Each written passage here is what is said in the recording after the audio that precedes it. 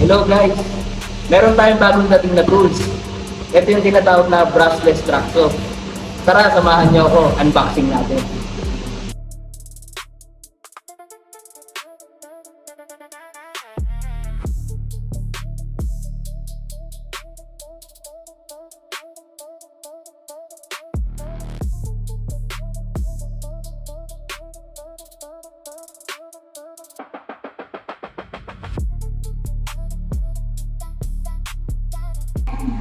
So, ito yung adjustment.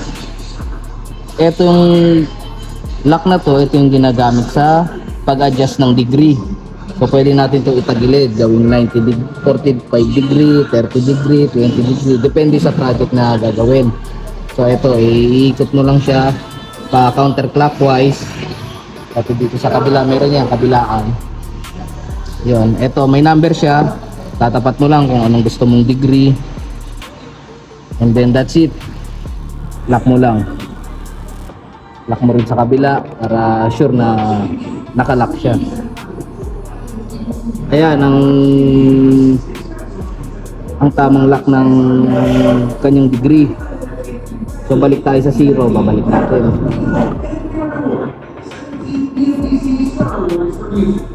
Basta make sure na itatapat nyo tong arrow na to sa 0 para talagang naka 0 degree siya.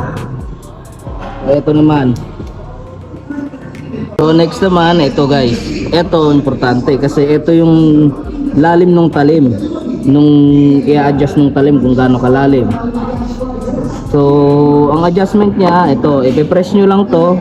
Tapos itong arrow, itong line na maliit, itatapat nyo kung anong gusto nyong lalim ng talim. So itapat natin sa 20 mm. So nakatapat na yung maliit sa 20 mm. Pwede nating i-press. Pero ang pag-press niya para lumabas ang talim, kailangan etong switch na to press up nyo. Kasi lock siya, hindi siya bababa hanggat hindi nyo siya pinipress up. And then ayan, bababa siya, lalabas ang talim dito. So ayan lang guys yung mga steps para sa pag start na itong brushless traction natin.